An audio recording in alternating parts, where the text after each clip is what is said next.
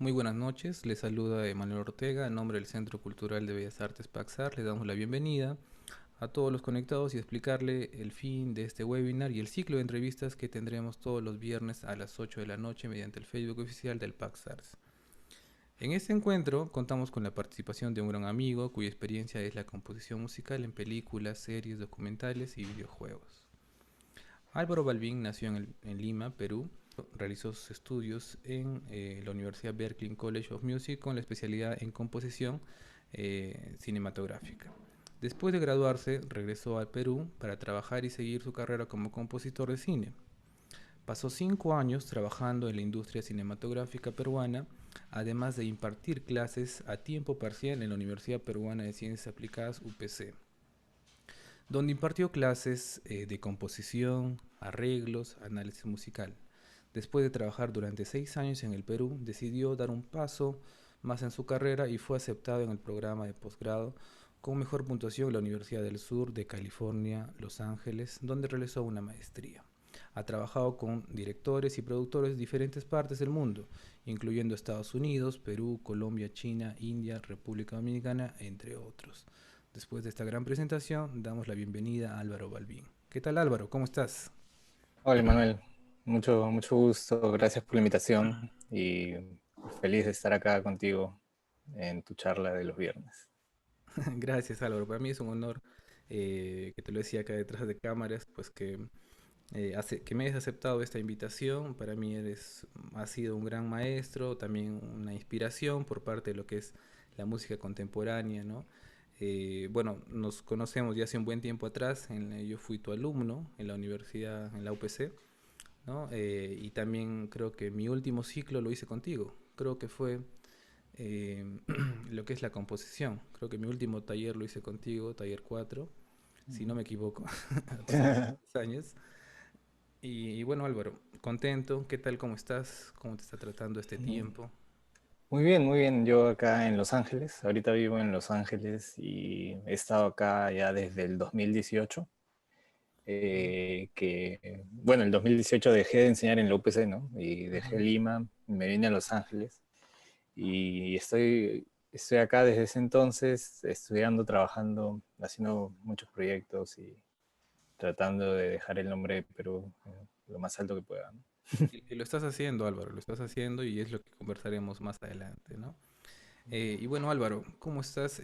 Aparte, bueno, sé que estás bien, estás en Los Ángeles, tienes nuevos proyectos, pero me gustaría, o también la gente que nos sigue aquí en esta página, nos gustaría conocer un poco más cómo iniciaste en la música, ¿ok? Entonces tal vez tuviste influencia de tus padres, tal vez un amigo que te dijo, vamos hacia la música, o fue en el colegio. ¿Cómo fue esta primera etapa con la música? Fue más que nada por mi hermano, pero los dos éramos completamente nuevos a este idioma musical. En mi familia no había nadie que tocara algún instrumento. Eh, o sea, de manera profesional o inclusive de manera amateur y bien enfocados, ¿no? Por ahí mi mamá tuvo alguna clase de flauta o de piano cuando era pequeña, o mi papá también tuvo alguna clase de cajón, percusión y toca, o sea, si le pones un cajón lo puede tocar, ¿no? Pero no es que sean músicos. Pero yo recuerdo que cuando era pequeño, un amigo de mi hermano mayor, 2 años mayor que yo, llegó a la casa con una guitarra acústica. Y como ya era tarde, no se podía regresar a su casa con la guitarra acústica y la tuvo que dejar, algo así, algo por el estilo. Y la guitarra se quedó en la casa por una semana aproximadamente. Y ahí fue la primera vez que yo agarré la guitarra y me cautivó, ¿no? Claro, claro. Desde ese entonces, o sea, mi, mi empeño para aprenderme canciones, ahí, o sea, como una persona nueva que recién agarra un instrumento era bien grande, ¿no? O sea, Claro, descubrir todos y los sí, sonidos. y mi hermano también, ¿no? Entonces entre los dos como que nos ayudábamos, nos apoyábamos y nos decíamos, mira, o sea, se toca así, se toca así, etcétera, ¿no? Porque mi hermano y sus amigos, de alguna u otra manera, ya habían empezado a tocar, porque él era mayor, ¿no? Él era mayor. Entonces, con él siempre fue esa hermandad y compañero de guitarra, ¿no? Yo y mi hermano siempre compartíamos la guitarra y nada, ahí fue donde empezó desde bien pequeño. Claro, tal vez tuviste una banda, sí. Sí, sí, o sea, bueno, en mi colegio no habían clases de música, o sea, hubieron clases de música, pero hasta cierto año de ahí las cancelaron. Era una época donde no se daba mucha importancia a las artes en los colegios, ¿no? Entonces, no había clases de música solo habían desde primero de primaria hasta creo cuarto de primaria, de ahí ya no hubieron más, al menos en mis años. Y, o sea, y bueno, creo que en el caso de todos los colegios, en todas las formaciones, siempre hay esos alumnos que tocan algún instrumento, ¿no? Claro. Sea por sus papás, sea por clases privadas, porque de algún otro lado aprenden a tocar. Y con algunos amigos del colegio sí formamos una banda, tuvimos un grupo, participamos en varios concursos y tratábamos de movernos en esa época, ¿no? Te estoy hablando del año 2003, 2004, Claro. y nos tratábamos de mover en nuestro entorno constantemente, ¿no? Para que las cosas, para ver qué pasaba, ¿no? En esa época no había no había mucha escena en Lima. Sí, Los pues, lugares donde se tocaban eran poquísimos. Y ya. sí. Y nada, o sea, un montón de concursos, conciertos, eventos y ya. Bien divertido, una época bien divertida. Bueno, sí, todos hemos tenido esa etapa de banda, ¿no? Tal vez, también me acuerdo que tocaba un poco de rock, un poco de punk en mi época Mm. escolar. Y Álvaro, ¿cómo decides dejar ya la parte, entre comillas, amateur y dedicarte de manera profesional a la música, ¿no? Tal vez tenías planteado ya irte a estudiar al extranjero o querías estudiar en el Perú. Tal vez no había muchas escuelas, tal vez contemporáneas en ese entonces, solamente existía el conservatorio. Sí. Entonces, ¿cómo fue ese Eh, proceso? Fue un proceso bien largo y difícil. Yo cuando empecé a aprender a tocar guitarra me gustaba muchísimo, ¿no? Y hasta cierto punto puedes aprender tú solo. Eventualmente vas a necesitar a un profesor, alguien que te guíe por el camino correcto para aprender bien, entender mejor las cosas y aprender mucho más rápido que estar aprendiendo tú solo constantemente. Y, y estaba siempre en clases particulares, ¿no? En esa época no habían carreras universitarias, no habían muchas académicas de música, Ujú, carreras universitarias de música, ¿no? O claro, academias de música, no habían muchas, eran dos o tres máximo, y todas eran enfocadas en música clásica. así es. Entonces, lo único o sea, probé en varios lados. Probé en el conservatorio también, en los cursos de extensión del conservatorio de esa época. Probé en muchos lados, no me llevé mucha satisfacción de muchos de ellos. Sí hubieron escuelas que sí me marcaron. En esa época, una que me ayudó bastante fue Master Music, si no me equivoco. Ahí aprendí bastante de teoría y cosas así.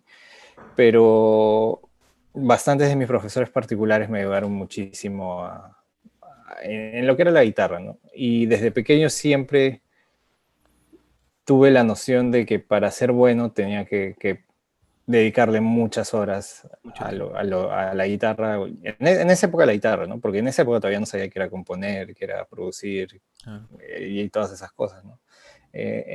Entonces lo único que podía hacer de pequeño era simplemente tocar, tocar, practicar, practicar y más adelante eso se vuelve en algo que puedes utilizar, ¿no? Pero le puse muchísimas ganas y tuve clases de guitarra flamenco y de guitarra acústica, ¿no? Que me ayudó muchísimo a desarrollar bastante técnica y de ahí más adelante todo lo que es rock, pop, y guitarras, ¿no? Los guitarristas solistas de esa época que eran Satriani, Steve Vai, Eric Johnson, Andy Timmons, toda Claro, toda esta esa parte onda. del rock también la llevé por varios años dentro de mí, ¿no?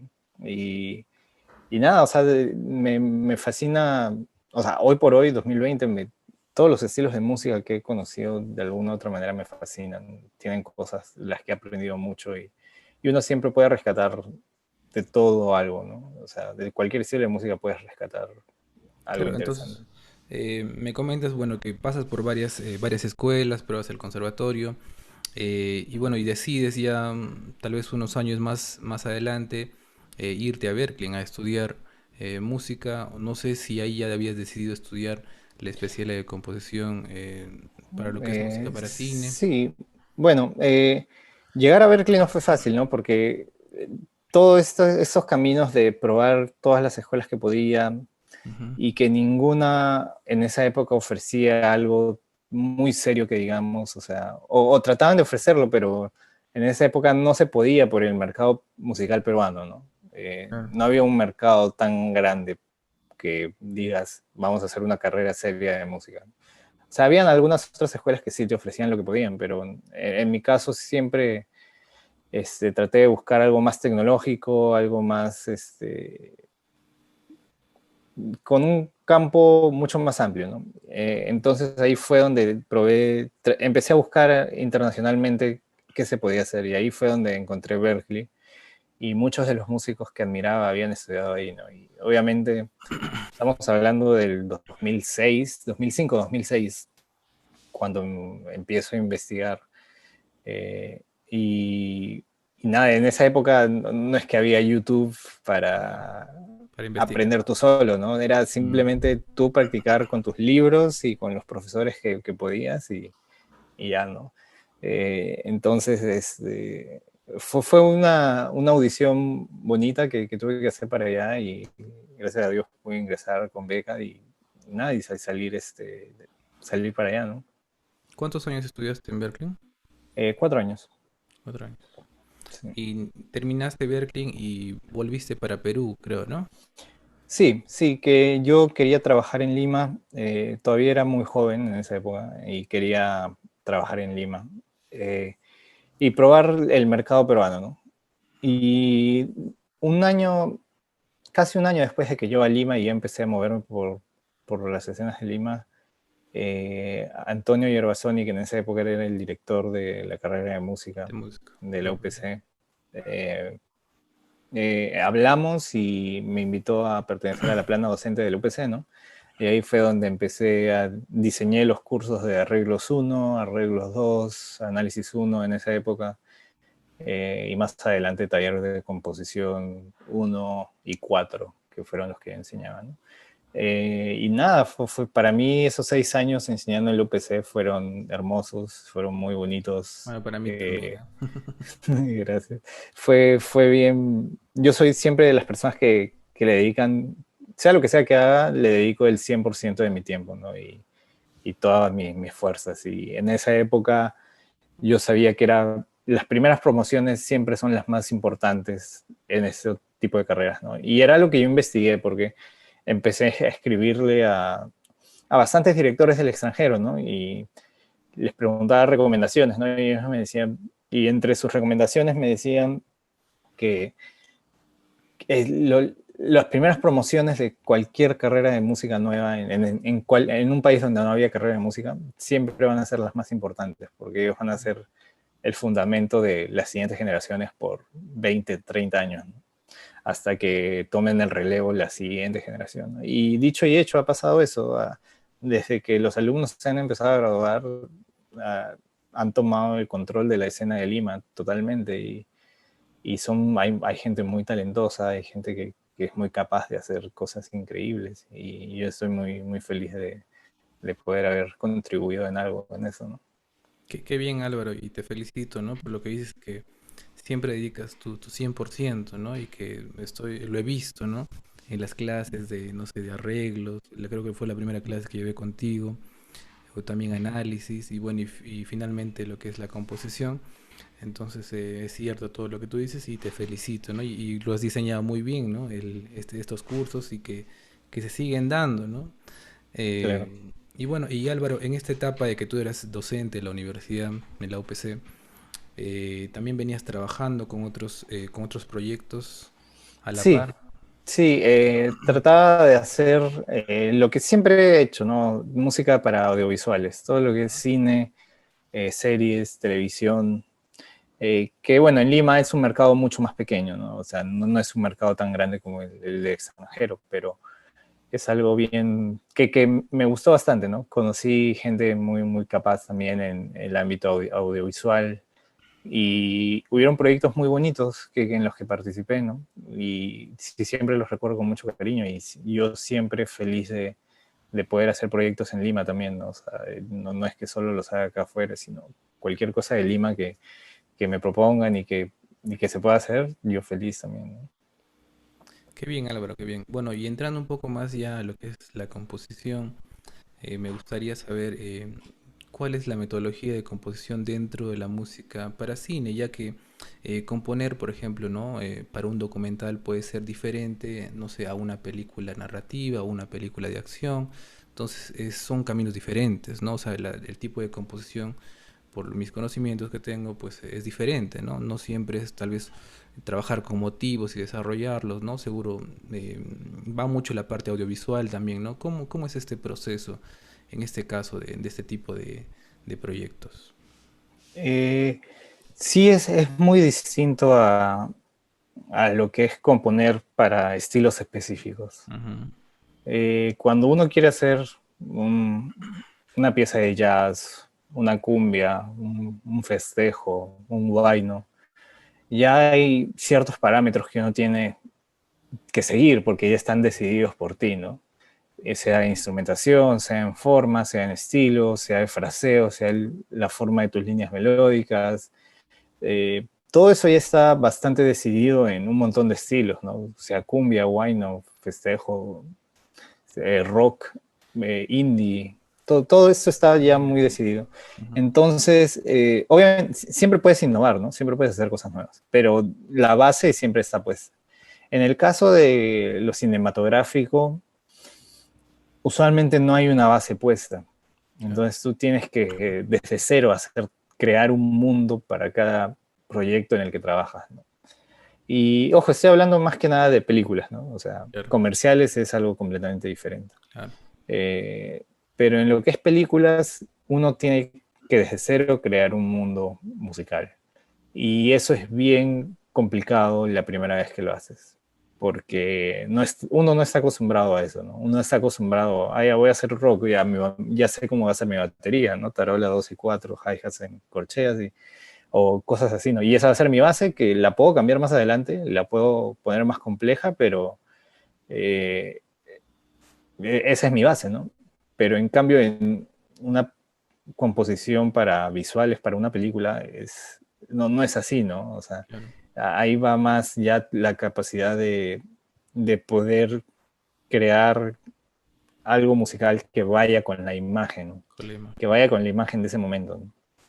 Y hay bastante de literatura musical de películas de años que ya vienen siendo hechas, ¿no? O sea, hay películas clásicas, scores clásicos de películas que básicamente se han vuelto la, la enciclopedia para los compositores del futuro, ¿no? Y todos aprenden de John Williams, todos aprenden de Hans Zimmer, todos aprenden de Bernard Herrmann, que han sido como que nombres muy grandes en lo que es películas, ¿no? Industria, ¿no? Ujú. Entonces, bastante de eso también ya está preestablecido, pero siempre es empezar desde cero y nada, empezar con tus ideas armónicas, melódicas, rítmicas, lo que quieras, pero empezar y algo que vaya con las imágenes, ¿no? Claro, y bueno, muy interesante lo que comentas. Y en cuanto a lo que es el proceso, ¿no? Tú recibes la imagen, ¿no? En crudo se podría decir, tal vez con los tiempos que tú tienes que tener, ¿no? Con los cortes. Y tú, por ejemplo, ¿no? No sé, como tú dices, agarras y empiezas a ver la armonía, empiezas a crear, no sé, tal vez con un sintetizador, ¿no? O un controlador. O vas a lo que es el score y empiezas a escribir la música en lo que es la partitura. ¿Cómo es este proceso? Bueno, usualmente me llegan las imágenes eh, sin música Ujú. y una vez que me llegan las imágenes yo hablo con el director y con el director nos ponemos de acuerdo qué escenas van a tener música, de qué momento a qué momento, cuál es el inicio, cuál es el fin, cuál es el estilo que se busca expresar, si hay que apoyar alguna escena, si hay que ir en contra de la escena, si hay que ser más prominente con la música o si simplemente estar ahí atrás de fondo, por así decirlo, ¿no? Entonces, Ujú. hay bastantes cosas que se hablan con los directores. Eso es también la visión de ellos, no solo es la visión del compositor, porque al final es la película de ellos y ellos son los que implementan todo el mundo que ellos quieren crear, ¿no? O sea, ellos son responsables del producto final, ¿no? Si una película es mala, no le echan la culpa al compositor, le echan la culpa al director. Si una película es buena, no festejan al compositor, festejan al director. O sea, al final es la película de él, ¿no? Y ellos son los que van a hacer, van a decidir qué es lo mejor para su visión. Pero bueno, una vez que recibes las imágenes, en mi caso, yo voy más al piano Ujú. o a la guitarra y ahí es donde empiezo a probar ideas, Claro, vas sea grabando. lo que sea, ¿no? Ujú. No siempre es de la misma manera, a veces funciona distinto. Eh, si es para orquesta, si es para sintetizadores, si es para guitarras, si es para piano. Dependiendo de qué sea lo que se tenga que hacer, ahí es donde voy a empezar, ¿no? Pero no es que haya una fórmula escrita que sea Claro. así se hace y ya, ¿no? Sino puede ser de mil maneras. Puede ser probando sonidos o creando sonidos únicos también, ¿no? Instrumentos únicos. Yo qué sé, hay un montón de maneras que uno puede empezar a hacer una escena, por así decirlo. Claro, y creo que también va muy el tema del presupuesto, ¿no? A veces creo que algunas películas trabajan con sonidos en vivos, ¿no? Con orquestas grandes, ¿no? Otra vez algunos trabajan con plugins, ¿no? O con banco de sonidos, ¿cierto? Sí, sí, o sea, también, o sea, depende del presupuesto totalmente, ¿no? O sea, si no hay presupuesto para grabar, todos son instrumentos virtuales y plugins, ¿no? Entonces, ahí ya tú tienes que ver qué es lo que puedes usar dependiendo de las herramientas que tienes disponibles, ¿no? Si tienes una guitarra, si te puedes grabar a ti mismo, si tienes un saxo y te puedes grabar a ti mismo, o tocas violín y te puedes grabar a ti mismo. Hay un montón de formas de hacerlo, ¿no? Y si al final se va a grabar todo, mucho mejor, ¿no? Obviamente ahí hay mucha más chamba también cuando se va a grabar todo, porque la chamba se duplica cuando vas a grabar todo en vivo, por así decirlo, ¿no? Claro. Porque tienes que empezar a preparar los scores, las partes, a probar de que todas las notas en el score estén correctamente, ¿no? O sea, que no haya ninguna nota errónea. O sea, y es mucho más complejo, ¿no? Pero Claro. ya dependiendo de lo que se dé, ¿no? O sea, mucha gente trabaja solo con instrumentos virtuales y se hacen trabajos muy buenos también. No hay nada de malo con solo trabajar con instrumentos virtuales. Claro, y hablando un poco de lo que es, bueno, la grabación ya de una orquesta, ¿cuánto es el tiempo aproximado de grabar tal vez una pieza entre 2 a 3 minutos de una orquesta, ¿no? Porque sé que tal vez trabajan con músicos de sesión, ¿no? Que vienen ya con la partitura, bueno, hasta incluso creo que ven a primera vista la partitura, ¿no? Entonces son músicos ya que están listos para grabar, Sí, ¿no? cuando grabas con una orquesta sinfónica, usualmente se lee a primera vista siempre. Ajá. Muy rara vez algún músico ha leído la parte un día anterior.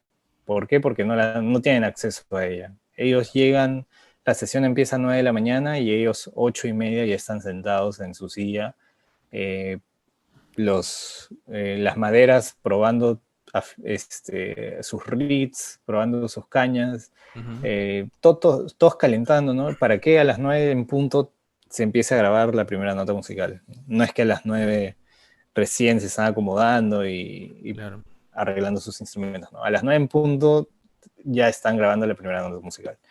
Entonces ahí es donde todos empiezan a ojear la música y todo se lee a primera vista. No es que una semana anterior o un día antes te pasan la música. Eh, una escena de 2, 3 minutos depende de la complejidad de la música, honestamente. Si es una escena fácil, puede salir en 2 tomas, una toma, 2 o 3 máximo. Ujú. No hay nada malo. Si es una escena fácil y eso te tomará 15, 20 minutos máximo. Pero si es una escena, la música es bien compleja, eh, te puede tomar media hora, tal vez un poco más, ¿no? Pero de eso depende muchísimo de qué tan difícil es la música que tienen que leer. Ujú. Y Álvaro, influye mucho de que uno como compositor, en el momento de la grabación, uno mismo dirija su pieza musical? ¿Influye mucho esto? Depende. Eso ya es decisión personal de cada uno. Ujú. Eh, Obviamente si estás, por ejemplo, tocando en vivo, no estás grabando, sí es bueno que tú dirijas. ¿Por qué? Porque tú eres el que está escuchando todo, ¿no? Ujú. Pero si estás en una grabación, no necesariamente dirigir va a hacer que suene todo mucho mejor. Y Claro. eso depende bastante. Por ejemplo, si tienes elementos electrónicos en tu score y al final la orquesta va a sonar junto a los elementos electrónicos, es mucho mejor para el compositor estar sentado en la consola y escuchar cómo suena todo junto, ¿no? Claro. Escuchar cómo están ensamblando los elementos electrónicos con la orquesta y poder escuchar todo. ¿Por qué? Porque obviamente si estás conduciendo también puedes tener audífonos, pero con toda la orquesta enfrente tuyo no vas a escuchar nada, honestamente, ¿no? O sea, Ujú. vas a escuchar muy poco, porque también estás prestando atención a dirigir, estás prestando atención a escuchar los errores o a ver qué cambios se puede hacer, etcétera. Entonces, hay bastante, ¿no? Hay bastante de por medio. Pero puedes estar dirigiendo, puedes estar en la consola escuchando con el director y tratando de hacer cambios desde ahí, ¿no? Claro. Bueno, Álvaro, y ya entrando un poco ya en tu trabajo, en algunos proyectos que tú has tenido como compositor, me gustaría hablar un poco de lo que es el cortometraje La Ruta, ¿no? Que creo que se estrenó a fines del 2019, si no me Sí, equivoco, en diciembre del 2019. ¿no? Y que también pues ganó muchos premios, y tú también ganaste un premio ahí, si no me equivoco. Sí, sí, La Ruta ha ganado muchísimos premios y yo estoy muy feliz por eso. Es una película que eh, es bien fuerte, trata sobre migraciones Ujú. en la frontera de México y Estados Unidos. Y la película ha ganado bastantes premios, le ha ido muy bien en los festivales de cine y yo muy feliz por eso, ¿no? No tenía idea de que el éxito iba a ser tanto para esta película. A mí yo estoy sorprendido de todo lo que ha pasado y muy feliz por eso también, o sea, muy feliz siempre. Y en este proyecto, Álvaro, ¿tú trabajaste en colaboración con otros compositores más? No, en La Ruta yo soy el compositor, yo escribí toda la música Ujú. ahí. Tuvimos una sesión de grabación y algo fuera de lo normal en un score es que también hicimos una canción para la película, que la canción suena en la película también, ¿no? Ujú. Y, y fue una experiencia muy bonita poder hacer ese score, porque si alguien ha tenido la oportunidad de verla o la puede ver, creo que como los festivales de cine por la pandemia no pueden ser presenciales, todos son online ahora, ¿no? Entonces algunos festivales de cine han colgado la película y se puede ver en determinadas fechas, ¿no? Ahorita no estoy seguro, creo que la siguiente semana se puede ver en un festival de cine de Los Ángeles, pero no estoy muy seguro de los detalles.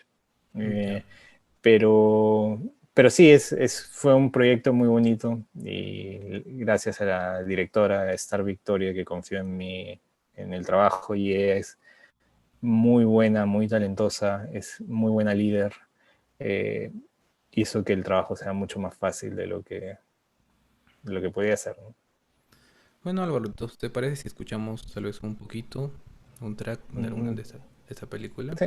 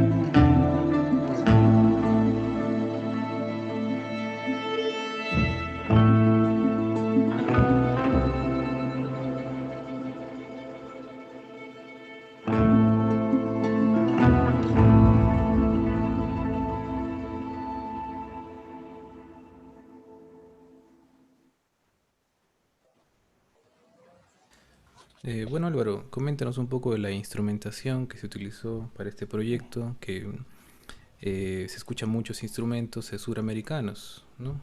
Sí, sí. Desde el inicio la directora fue bien clara de que el score no...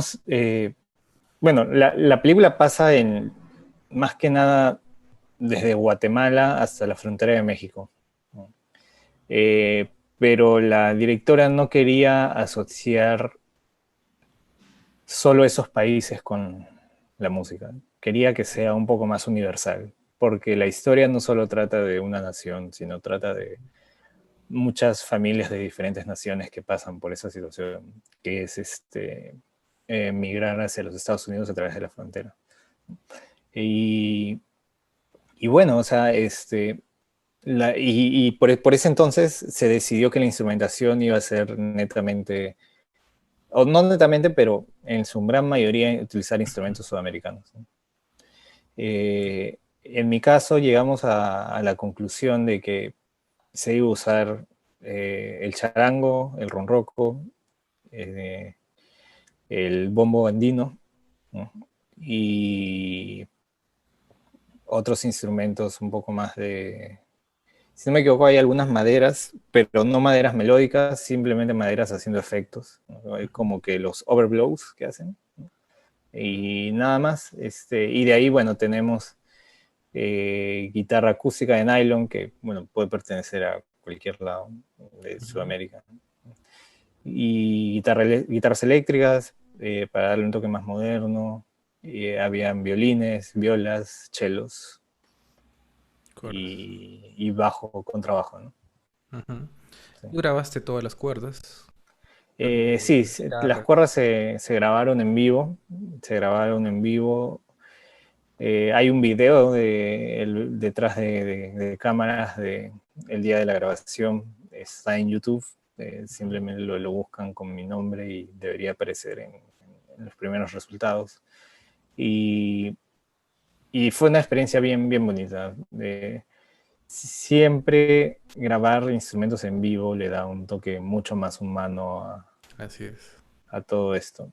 Y y siempre estar en el estudio es una experiencia bonita también, ¿no? Estar con músicos, no estar simplemente en tu computadora frente a la pantalla todo el rato, ¿no? Escribiendo, Ujú. sino ya también interactuar con algunas personas más y ver sus opiniones, ver ellos qué pueden aportar hacia tu música también y todo eso, ¿no? Entonces, siempre grabar en vivo es una experiencia bien, bien bonita. Mira, qué interesante, ¿no? Eh, Tal vez veo como, o escucho como protagonista mucho al ronroco aquí, Sí, ¿cierto? sí, en este track que acabas de poner, el ronroco es el que lleva todo, ¿no? El que Ujú. lleva todo y el violín, las cuerdas están haciendo una conversación con el ronroco, por así decirlo. ¿No? Ujú. Esta es una parte muy fuerte de la película donde la mamá lucha por permanecer al gozado de su hija, ¿no? Pero lamentablemente no se puede y hay unos forcejeos, entonces hay bastante de esas cosas. Es bastante fuerte, ¿no? Y sí, y entonces hay bastante de eso. Entonces, en ese caso, el ronroco lleva eh, el liderazgo, por así decirlo. Ujú. Pero tú pensaste en un inicio ya el ronroco que iba a ser, bueno, integrar esta sección o esta instrumentación, o pensaste solamente tal vez en el charango. No, siempre lo que puedo usar, ¿no? No me limito a que solo voy a usar uno, ¿no? O sea, si me hubiera limitado solo al charango, hubiera sonado un poco distinto. Eh, el ronroco en este caso le da un poco más de peso. El charango es protagonista en otras escenas, ¿no? Ujú, En esta que has mostrado no es, ujú. pero en otras sí el charango es el que lleva la batuta. Y nada, decidí el ronroco en este caso y creo que funcionó bien. Sí, pues ya ¿No? funcionó muy bien, ¿no? Y Sí. bueno, entrando ya por otro tema, Álvaro, me gustaría saber, ¿no? Cómo es el modelo, o mejor dicho, la metodología de trabajo en Netflix, ¿no? Como compositor, ¿no? Entonces Netflix es Eh, una gran empresa, una gran industria, ¿no? Entonces Me gustaría saber un poco más de eso, ¿no? Sí, bueno, he tenido la oportunidad de trabajar en dos proyectos de Netflix hasta ahora y las dos han sido experiencias muy buenas, muy gratificantes, siempre dando lo mejor que pueda dar, ¿no?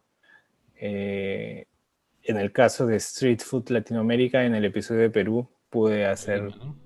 sí, soy el compositor adicional y escribí bastante de la música que se escucha en el episodio. Fue un trabajo de bastante peso, bastante exigente. Netflix eh, no es que puedas mandar algo no bueno a Netflix, ¿no? Ah, tiene que ser Siempre muy tiene que bueno. ser bueno y siempre tiene que ser lo mejor de lo mejor, ¿no? Entonces, siempre ha sido para mí algo muy gratificante y yo agradezco poder haber tenido esas dos oportunidades hasta ahora para poder trabajar con ellas, ¿no? ¿Y cómo llegó esta oportunidad, Álvaro, de Street Food, ¿no? O entrar a lo que es Netflix? Llegó gracias a un compositor que se llama Tyler Strickland. Tyler es un compositor de documentales, más Ujú. que nada, eh, muy, muy talentoso, que ya ha hecho muchos documentales muy buenos y los ha hecho de una manera excelente. Y Tyler yo lo conocí a inicios del 2000, de este año, a inicios de este año. Y él escuchó una de mis composiciones y me dijo que en algún momento me iba a llamar porque le gustaba mi estilo musical. Eh, lo raro es que la composición que él escuchó era netamente orquestal, full orquesta sinfónica, Ya. que no tiene nada que ver con música sudamericana. Al menos la composición que él escuchó no tenía elementos sudamericanos para nada, ni en Claro. estilo ni en instrumentos. Entonces él escuchó algo mucho más cinemático de mi parte y le gustó muchísimo y 3 meses después probablemente me escribe y me dice, Álvaro, tengo este proyecto, creo que encajas perfectamente, ¿no? Y yo al inicio pensaba, antes de hablar con él, cuando simplemente me mandó el email, yo pensaba que era algo orquestal, porque eso era lo que él había escuchado de mí. Ujú. Pero una vez que hablamos, ya me comentó de qué trataba y era más que nada de música sudamericana, ¿no? Y de más elementos latinos, ¿no? De música Claro. con elementos latinos. Y nada, y a partir de ahí trabajé con él en Street Food y en Chef's Table también. Claro. Estas dos, bueno, es un documental, ¿no? Street Food, ¿no? Y el otro es una serie, si no me equivoco, ¿no? Chef's Table también es un documental. Con varios capítulos, creo, ¿no? Sí, varios capítulos también. Y cada capítulo se trata de un chef distinto. Ujú. Son chefs que de alguna u otra manera son legendarios. eh, o son muy importantes para la historia y la cultura de dicho país. En el caso del capítulo que trabajamos fue sobre México, Ujú. sobre Rosalía Chaychuk, que Rosalía Chaychuk eh, es una gran cocinera con una historia maravillosa. Si tienen la oportunidad de ver ese capítulo, por favor, véanlo. Su historia es inspiradora, muy inspiradora de romper tus miedos y seguir adelante, ¿no? O sea, de no cuando algo se vea un poco imposible o algo te asuste profesionalmente y personalmente, siempre hay que tratar de superarlo, ¿no? Y siempre hay que tratar de sobrellevar esas cosas. Y su historia es muy inspiradora. Yo les recomiendo a todos que por favor vean el capítulo. Dura como 45 minutos, 50, y créeme que van a sacar más de una lección de tan solo ver ese capítulo, ¿no? Sí, bueno, yo ya lo acabo de ver. Y pues lo asombroso también de estos dos proyectos es que incluyes mucho música afroperuana. Sí, sí. Bueno, en el de Perú sí, obviamente hay bastantes elementos peruanos, ¿no? Por todo lo que hay, la música peruana, ¿no? Claro, Es claro. parte de. Sí, no se pudo poner elementos andinos porque el capítulo es en Lima. ¿no? Entonces los directores no querían confundir. Y aparte había un capítulo de Bolivia. Entonces ya para el capítulo de Bolivia estaban guardando estos elementos un poco más andinos, ¿no? Y en el capítulo de Perú sí querían aprovechar todo el lado afro y todo esto que se puede hacer, ¿no? Eh, y en el capítulo de Chef's Table también en algunos momentos se pidió ya no un lado afro-peruano, pero un lado afro más neutral, ¿no? Más de ese lado Que en afro, México, sí, que en México también se usa, ¿no? En México también se usa. En realidad en toda Latinoamérica todos tenemos esta unión afro sí, en ¿no? Colombia, Chile, Toda la música Ecuador, viene ahí, en ¿no? todos lados, ¿no? O sea, en Cuba, en todo, en Centroamérica también, o sea, en todos lados. Y no solo en Latinoamérica, sino bueno, obviamente en África, pero en Asia también. O sea, hay diferentes lados que tienen todo esto acá. Y bueno, en el caso del episodio de México sí se quería implementar. Claro, y en estos proyectos trabaja también, trabajan más compositores, ¿cierto? No, en este caso solo éramos Tyler y yo en ambos episodios, ¿no? Ambos episodios éramos Tyler y yo, y nos dividimos las escenas de acuerdo a lo que él decida, ¿no? Porque él era el dueño del episodio. Claro, claro. Y en cuanto a lo que son, bueno, volviendo al tema anterior, que a las metodologías, ¿cómo hace eh, el trabajo en Netflix? ¿Cuánto tiempo te dan a ti, no sé, en Ujú. decirte, ya vamos a trabajar esto, tenemos las imágenes? ¿Cuánto tiempo tienes tú para poder entregar tu proyecto? Eh, Eso depende. Hay días que hay veces que solo tienes un día para mandar, hay veces que tienes una semana, pero usualmente si tienes una semana no es que vas a mandar un minuto de música a la siguiente semana. Si tienes una semana, probablemente porque vas a mandar 10 minutos de música la siguiente semana, ¿no? Entonces, depende de lo que se haga. Y siempre van a haber revisiones, siempre van a haber cambios de imágenes, siempre van a haber cambios de edición. Es parte del trabajo reescribir, ¿no? Recomponer, ¿no? O sea, es parte del trabajo de un compositor de cine reescribir y adaptarse, ¿no? Y no alarmarse y no molestarse porque alguien te pida cambios en tu música o cambios porque la imagen cambió, etcétera, borraron algunas escenas, agregaron otras nuevas. Siempre va a pasar, ¿no? Siempre va a pasar y uno tiene que adaptarse de la mejor manera, ¿no? Bueno, sí, difícil, ¿no? Que te corten una imagen y tenías algo en mente y pues tienes que volver a replantearlo, ¿no? Claro, o sea, y sobre todo en lo que es música, ¿no? Ujú. Güey, en una canción de rock, tú tranquilamente puedes quitar cuatro compases y va a sonar, Cuadra bien, probablemente va a sonar bien, o claro. sea, es muy fácil arreglar eso.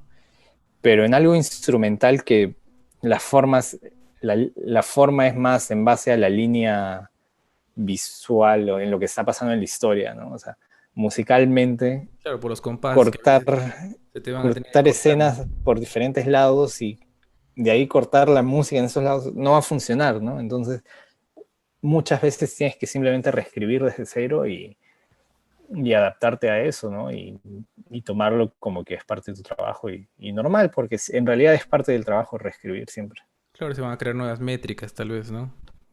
Sí, también, o sea, hay un montón de cosas que pasan, ¿no? Es bien, bien extenso y no pasa una vez, puede pasar tres, cuatro, cinco veces y va a seguir pasando. Y puede pasar hasta un día antes de la entrega final, que a veces pasa, ¿no? Y el último día te cambiaron muchas cosas y tú el último día estás amaneciéndote eh, haciendo estos cambios, ¿no? Entonces siempre pasa, ¿no? Y lo que sí digo es un trabajo 24/7, ¿no? De 7 días a la semana, 24 horas al día. Trabajas sábados, domingos, amanecidas, todo. No hay excusas en estos campos y sobre todo cuando trabajas con producciones tan grandes. No hay Así es, excusas ¿no? de eso y siempre es, pero si te gusta es algo que no te va a fastidiar, ¿no? Es algo que más bien estás feliz de hacer. Claro, el tiempo está detrás de ti, ¿no? Para estos proyectos. Mm, Y sí, bueno, pues. Álvaro, ¿en qué proyectos estás hoy en día? ¿Qué proyecto estás desarrollando? Mm.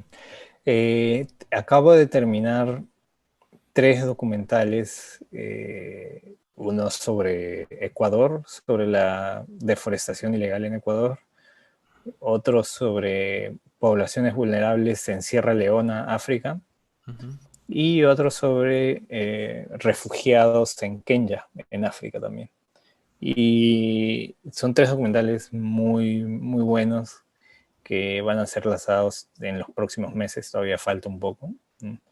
Y nada, yo estoy muy feliz de poder haber contribuido en estos tres documentales con música también. En cada uno de los documentales he escrito aproximadamente 30 minutos de música para cada uno, que es bastante. Y, y pronto estoy sacando un single para las plataformas de streaming, que es ya una composición personal, que ya está en los últimos pasos, ¿no? Y ya cuando llegue el momento lo haré público también, ¿no? Pero de que va a salir unos tracks míos en Spotify, van a salir pronto. Sí, entonces te pueden encontrar en tus redes sociales como Álvaro Balvin Benavides, ¿cierto? Sí, Álvaro Balvin Benavides. Muy bien, Álvaro. Y para concluir, es una pregunta que me vengo haciendo hace mucho tiempo atrás. Bueno, también sigo de cerca los trabajos que has tenido, ¿no? En Perú y luego ahora en Los Ángeles. Te quería preguntar, ¿se podría definir o se podría decir que tú tienes algún estilo musical, ya sea, no sé, porque cada proyecto es diferente, ¿no? Entonces, La Ruta tiene un estilo diferente, Chief Table tiene otro tipo de estilo, ¿no? Y así va a ir cambiando. Entonces, pero se podría hablar de algún estilo propio de un compositor. Sí, sí, todos, por más que, como dices, se escriba en estilos diferentes, Ajá, todos estos estilos suenan a mí al final. eso. Eh, Mi música con sintetizadores suena de cierta manera, mi música con guitarra suena de cierta manera, mi música con una orquesta sinfónica suena de cierta manera, ¿no? Eh, ya es un estilo predeterminado, ¿no? Es como decirle a John Williams que haga una película de acción Ujú, y de ahí una de terror, de ahí una de suspenso y de ujú. ahí una comedia romántica. Pero vas a saber que es John Williams, ¿cierto? Claro, pero Ujú. vas a escuchar su orquestación, vas a escuchar sus elementos melódicos, su orquestación, todas sus técnicas de composición que él siempre usa, ¿no? Desde sus melodías magistrales. Entonces, eh, sabes cómo suena él, ¿no? O sea, y por más que él enfoque estilos distintos, porque una película de terror suena completamente distinta a una comedia romántica, Ujú. ¿no? Entonces, al final sigue siendo el mismo compositor y él sigue decidiendo qué cosas usar y qué cosas no usar. Entonces, sí es difícil encontrar tu propio estilo, ¿no? Pero poco a poco, mientras uno más madura y más creces, va encontrando sus sonidos propios, ¿no? Y quién sabe si mi sonido va a cambiar eventualmente en algunos años, ¿no? Pero lo que hago ahora sí tiene cierto carácter y sí siento que me definen. Pero quién sabe si en algunos años va a cambiar, ¿no? O sea, quién sabe si en algunos años ya dejo de hacer documentales y hago solo películas de animación donde solo se usa orquesta sinfónica y dejo las guitarras de lado, ¿no? Entonces, ahí ya depende bastante del proyecto, depende bastante de qué es lo que quiere el director, depende bastante de qué es lo que se quiere lograr con la historia de la película. Depende bastante sobre la figura global, ¿no? Más que de ti. Entonces, sí se puede tener un estilo y escribir en diferentes ramas de cine, ¿no? Muy bien, Álvaro. Gracias, te agradezco nuevamente. Bueno, muy contento siempre de conversar contigo, ¿no? Después de mucho tiempo, ¿no? O sea, creo Sí. que el 2017 creo que fue la última vez que conversamos en el campus de Chorrillos, si no me equivoco, que es la última pieza que presenté. Y bueno, Álvaro, muy contento nuevamente, te agradezco y también agradezco al Centro Cultural de Bellas Artes que hace posible estas entrevistas y estos webinars todos los viernes a las 8 de la noche. Muy bien, Álvaro, gracias. Gracias, Manuel. Mucho gusto y espero que te vaya bien. Y gracias a todos los que han estado atentos al video. Les deseo lo mejor y gracias nuevamente.